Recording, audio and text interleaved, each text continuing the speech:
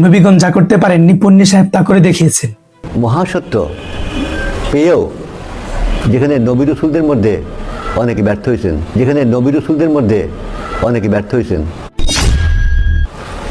পারেন নাই, সেটা এই মুজিজার দিন আল্লাহর রহমে আল্লাহ অবসান করে দিলেন আমার, যে করো হবে। ইসলামের বিশ্বাস অনুযায়ী নবীগণ হলেন সফলতার সর্বোচ্চ শিখর। আল্লাহ তাআলা কুরআনে বলেছেন, আজ আমি তোমাদের জন্য তোমাদের দিনকে পূর্ণাঙ্গ করলাম। সূরা মায়েদা আয়াত 3। একজন ছাত্র যদি বলে সে তার শিক্ষকের চেয়ে বেশি জানে, তবে সেটা ছাত্রের কৃতিত্ব নয়, শিক্ষকের শেখানো ফল। নবীগণকে ব্যর্থ বলা মানে পরোক্ষভাবে আল্লাহর নির্বাচনকে ভুল বলা। এটা তাওহীদ নয়, বরং ইবলিসের অহংকার। সুতরাং তারা হচ্ছে সেই 73 ফেরকার মধ্যে জঘন্য কাফের ফেরকার অন্তর্ভুক্ত। তাদের দাবি দাজ্জাল কোনো মানুষ নয়, এটি ইহুদি খ্রিস্টান সভ্যতা।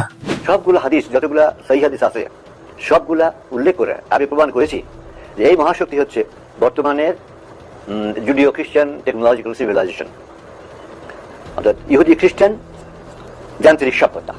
হিজবুত তৌহিদের ইমাম জনাব মোহাম্মদ বায়েজিদ খান পন্নী প্রমাণ করেছেন যে রসুল বর্ণিত সেই দাজ্জাল হচ্ছে বর্তমান ইহুদি খ্রিস্টান বস্তুবাদী যান্ত্রিক সভ্যতা। রাসূল সাল্লাল্লাহু আলাইহি ওয়াসাল্লাম দাজ্জালের চুল, চোখ, কপাল এবং তার বংশ পরিচয় পর্যন্ত দেখিয়েছেন। তিনি বলেছেন দাজ্জাল মক্কা ও মদিনায় প্রবেশ করতে পারবে না। যদি দাজ্জাল একটি সভ্যতা হতো, তবে সেই সভ্যতা কি মক্কা বা মদিনায় নেই? বর্তমানে তো সেখানে পশ্চিমা প্রযুক্তির গাড়ি, ফোন সবই আছে। তার মানে তাদের যুক্তি অনুযায়ী দাজ্জাল অলরেডি মক্কা মদিনায় ঢুকে গেছে, যা সরাসরি রাসূল সাল্লাল্লাহু আলাইহি ওয়াসাল্লামের হাদিসকে মিথ্যা প্রতিপন্ন করে।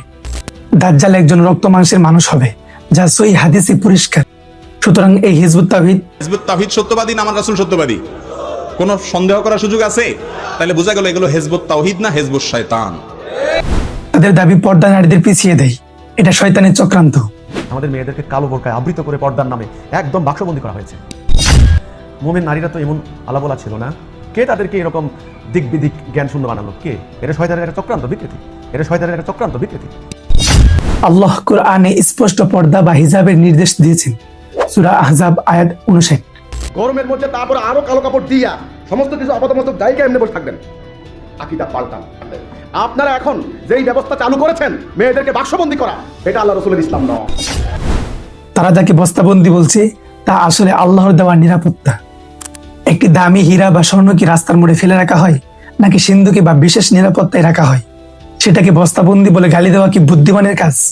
এই হিজবুত তাওহীদ নারীদের স্বাধীনতার নামে আসলে আল্লাহর বিধানকে অবজ্ঞা করছে।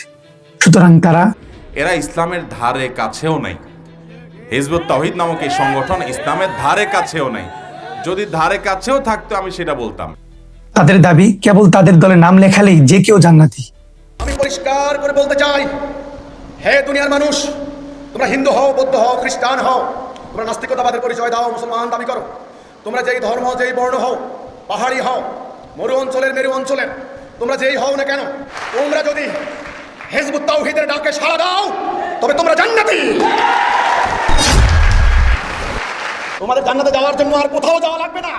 এটি ইসলামের ঈমান ও কুফরের সংজ্ঞাকে ধ্বংস করে দেয়। কুরআনে বলা হয়েছে শিরিককারীর জন্য জান্নাত হারাম। সূরা মায়েদা আয়াত 72। একজন মানুষ যদি বাংলাদেশের নাগরিক না হয়, সে কি কেবল একটি নির্দিষ্ট ক্লাবের মেম্বার হলেই বাংলাদেশের পাসপোর্ট বা ভোটাধিকার পাবে? কখনোই না।